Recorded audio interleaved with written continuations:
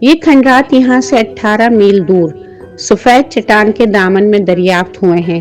ہاشم خان نے پروفیسر وقار کے ایک سوال کا جواب دیتے ہوئے بتایا، لیکن میرا مشورہ ہے کہ آپ ان بے آب و گیا چٹانوں میں اپنا قیمتی وقت اور سرمایہ ضائع کرنے کی کوشش نہ کریں۔ کیا مطلب؟ پروفیسر وقار نے الجھی ہوئی نگاہوں سے اس کی طرف دیکھا۔ یہ کھنڈرات دریافت ہونے کے بعد آثار قدیمہ کے ماہرین کو یقین تھا کہ وہ یہاں کی کسی صدیوں پرانی تہذیب کو بے نقاب کر سکیں گے، لیکن بعد میں ان کا یہ خیال غلط ثابت ہوا اور کھدائی کا کام بند کر دیا گیا۔ ہاشم خان نے جواب دیا، میرے خیال میں اگر کوئی کام شروع کیا جائے تو اسے ادھورا چھوڑنے کی کوئی نہ کوئی منطقی وجہ ہونی چاہیے۔ صرف یہ کہہ دینا کہ اس کام کو جاری رکھنے سے کچھ حاصل نہیں ہوگا میری سمجھ سے بالا تر ہے۔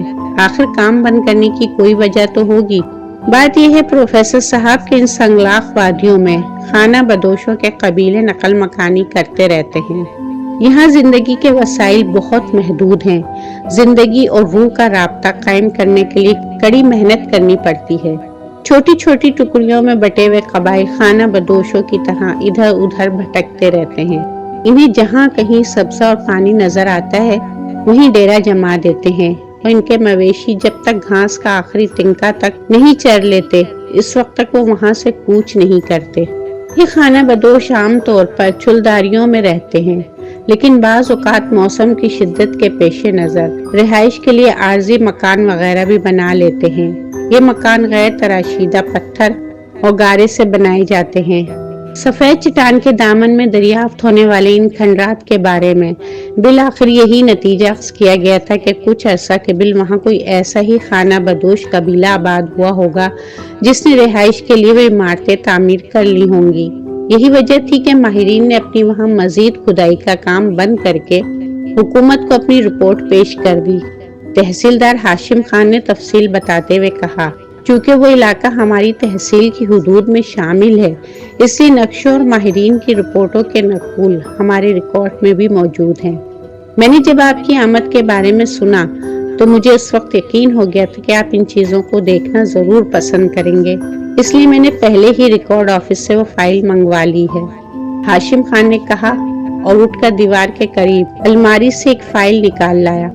نقشوں اور رپورٹوں کے مطالعے سے کوئی اہم بات معلوم نہ ہو سکی۔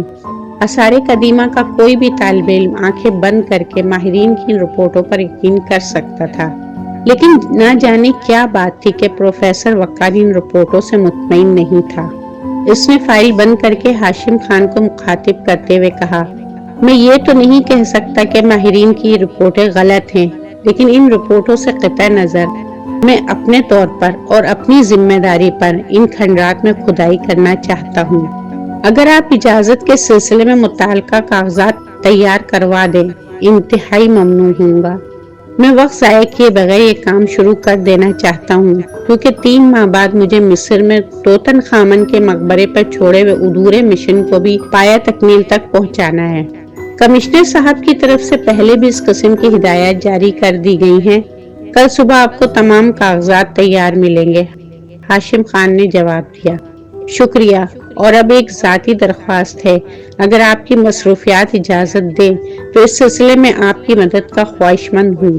پروفیسر وقار نے کہا، فرمائیے، میں ہر خدمت کے لیے تیار ہوں۔ ہاشم خان مسکرایا، میں کچھ دیر بعد کوئٹہ روانہ ہو رہا ہوں تاکہ ابتدائی تیاریوں کے علاوہ کچھ ضروری سامان فراہم کر سکوں۔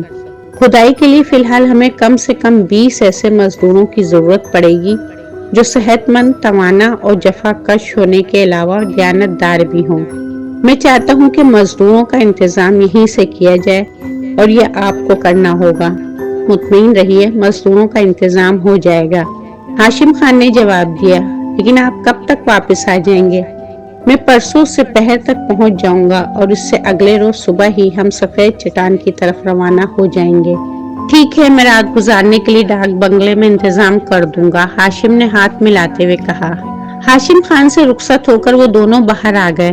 راجہ پر بوریت سی طاری تھی۔ ہاشم خان کی گفتگو کم سے کم راجہ کے لیے انتہائی مایوس کن تھی۔ وہ تو اس امید پر پروفیسر وقار کے ساتھ چلا آیا تھا کہ اس مہم میں بھی کوئی بڑا خزانہ ہاتھ لگ جائے گا، مگر ہاشم خان کی باتوں نے اس کی امیدوں پر پانی پھیر دیا تھا۔ اس کا دل چاہتا تھا کہ پروفیسر وقار سے کوئی معذرت کر کے کراچی لوٹ جائے، لیکن اس کے ذہن میں یہ خیال بھی آیا تھا کہ ممکن ہے پروفیسر وقار اپنی اس مہم میں کامیاب ہو جائے اور کسی قدیم تہذیب کو بے نقاب کرنے کے علاوہ کوئی قیمتی خزانہ بھی ہاتھ لگ جائے۔ ماضی کے تجربات اس بات کے شاہد تھے کہ پروفیسر وقار نے جس کام میں بھی ہاتھ ڈالا تھا کامیابی نے اس کے قدم چومے تھے۔ کوئٹہ پہنچتے ہی وہ دونوں ضروری سامان کی خرید میں مصروف ہو گئے۔ پروفیسر وقار نے کوئٹہ کے ایک ٹھیکیدار سے ایک ٹرک اور ایک جیپ طویل مدت کے لیے کرائے پر حاصل کر لی تھی۔ تیسرے روز ہی اطمینان کرنے کے بعد کہ اب کوئی چیز باقی نہیں رہ گئی، وہ مستنگ کی طرف روانہ ہو گئے۔ جب مستنگ پہنچے تو سورج غروب ہو رہا تھا۔ ڈاک بنگلے کے لان میں ایک طرف چند مقامی باشندے بیٹھے ہوئے تھے۔ ان کے چہروں پیوند لگے لباس سے ان کی غریبی کا اظہار ہو رہا تھا۔ پروفیسر وقار کو یہ سمجھنے میں دیر نہ لگی کہ یہ مزدور ہیں جن کا انتظام تحصیلدار صاحب ہاشم خان نے کیا ہے۔ وہ برآمدے میں کھڑا گہری نظروں سے ایک ایک کا جائزہ لینے لگا۔ وہ سب توانا تھے، جفاکشی ان کے چہروں سے ٹپک رہی تھی۔ ان کی آمد کی اطلاع پا کر ہاشم خان بھی پہنچ گیا۔ اس نے مزدوروں سے ان کا تعارف کرایا اور کچھ دیر بعد ان دونوں کو اپنے گھر لے گیا، جہاں اس نے رات کے کھانے کا انتظام کیا ہوا تھا۔ روایتی انداز میں پیش کیا جانے والا کھانا خاصا لذیذ تھا۔ چند مقامی ڈشیں تو بہت ہی پرذائقہ تھیں۔ کھانے کے بعد بہت دیر تک وہ لوگ باتیں کرتے رہے۔ موضوع آثار قدیمہ ہی تھا۔ پروفیسر وقار کی شخصیت کسی تعارف کی محتاج تو تھی نہیں۔ اخبارات وقتاً فوقتاً اس کے کارناموں کے بارے میں مضامین شائع کرتے رہتے تھے۔ ہاشم خان اس سے آثار قدیمہ کی مختلف مہمات کے بارے میں پوچھ رہا تھا۔ رات 11 بجے کے قریب وہ لوگ ڈاک بنگلے پہنچ گئے اور پھر صبح انتہائی عجلت کا مظاہرہ کرنے کے باوجود کھنڈرات کی طرف کوچ کرتے ہوئے 8 بج گئے۔ دھوپ تیز ہو جانے کی وجہ سے گرمی میں خاصا اضافہ ہو گیا تھا۔ قصبے کی حدود سے نکلتے ہی انہوں نے رفتار بڑھا دی۔ آگے پروفیسر وقار کی جیپ تھی جسے رسول بخش نامی ایک مقامی ڈرائیور چلا رہا تھا۔ راجہ بھی اس کے ساتھ جیپ میں ہی تھا۔ ان سے تقریباً 50 گز کے فاصلے پر سامان سے لدا ہوا ٹرک تھا۔ ان کے جسم پسینے سے شرابور ہو رہے تھے۔ پروفیسر وقار بار بار چہرے اور گردن کا پسینہ پوچھتا، لیکن رومال ہٹاتے ہی پسینے کی دھاریں پھر بہنے لگتی۔ راجہ کی حالت اس سے بھی بدتر تھی۔ وہ کچھ زیادہ ہی بے چینی محسوس کر رہا تھا اور دل ہی دل میں اس وقت کو کوس رہا تھا جب اس نے پروفیسر وقار کے ساتھ آنے کی حامی بھری تھی۔ اس کا بس چلتا تو یہیں سے واپس ہو لیتا، لیکن حریص فطرت اسے پروفیسر کا ساتھ دینے پر مجبور کر رہی تھی۔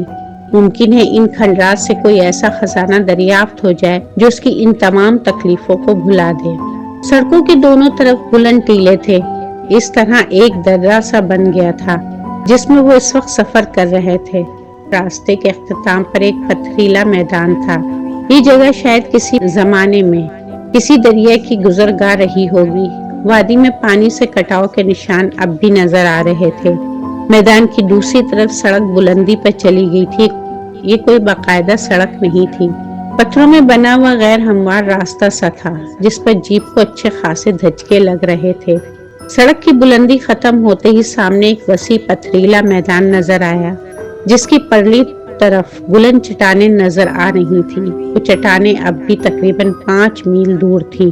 دفعتاً جیپ کا انجن گڑگڑانے لگا۔ اس کے ساتھ ہی اس کی رفتار خود بخود کم ہوتی چلی گئی۔ پروفیسر وقار اور راجہ بیک وقت سوالیہ نگاہوں سے ڈرائیور رسول بخش کی طرف دیکھنے لگے۔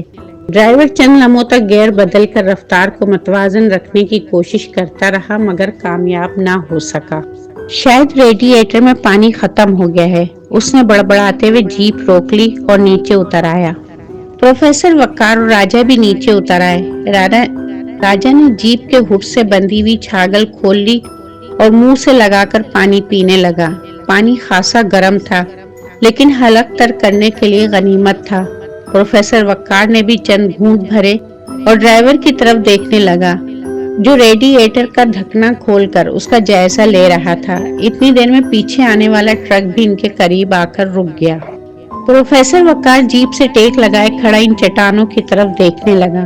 تیز دھوپ کی وجہ سے سنگلاق وادی میں چاروں طرف الاؤ سے دہکتے ہوئے نظر آ رہے تھے۔ अलाव की आतिशी लहरों में वो चट्टानें भी सायों की तरह झूलती और झिलमिलाती हुई सी नजर आ रही थीं। दफतन प्रोफेसर वक्कार चौंक गया। उसकी नजरें इन चट्टानों के दामन में दाएं तरफ एक नुक्ते पर मुर्तकिज होकर रह गईं। इसे जो कुछ भी दिखाई दिया था, पहले तो वो इसे अपना वहम ही समझा, लेकिन गौर से देखने पर उसका शुबा यकीन में तब्दील होता चला गया। वो कोई इमारत थी जिसका स्टोपा की तर्ज पर बना हुआ एक हिस्सा किसी मीनार की तरह ऊपर को निकला हुआ था।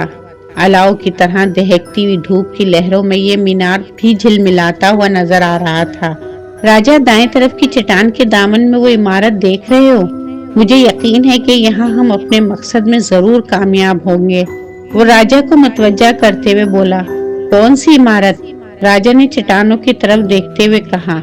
वो दाएं तरफ आखिरी चट्टान के दामन में। प्रोफेसर वक्कार ने हाथ से इशारा किया। मुझे तो वहाँ कोई इमारत नजर नहीं आ रही, राजा बड़बड़ाया। शायद तुम्हारी बिनाई कमजोर है, लेकिन मुझे हैरत है कि माहिरीन की रिपोर्टों और नक्शों में इस इमारत का तस्करा क्यों नहीं किया गया। प्रोफेसर वक्कार ने उलझे हुए लहजे में कहा, मेरी बिनाई ठीक है, माहिरीन की रिपोर्टें और नक्शे भी गलत नहीं, लेकिन मेरा ख्याल है कि तुम फरेबे नजर का शिकार हो रहे हो। राजा बोला, फरेबे नजर नहीं, मुझे स्टोपा तर्ज की बनी हुई वो इमारत वाज़े तौर पर नजर आ रही है। इस मुहिम से फारिग होकर किसी अच्छे डॉक्टर से अपनी आंखें टेस्ट करवा लेना। प्रोफेसर वक्कार कहता हुआ ड्राइवर की तरफ मुतवज्जा हो गया, जो रेडिएटर में पानी डालने के बाद बोनट बंद कर रहा था। ड्राइवर के साथ ही वो दोनों जीप में बैठ गए। उनका सफर एक बार फिर शुरू हो गया। उनकी मंजिल मैदान के उस पार नजर आने वाली चट्टानें थीं। जैसे जैसे फासला कम होता जा रहा था, चट्टान के दामन में नजर आने वाली इस इमारत का हैवला वाज़े सूरत अख्तियार कर रहा था।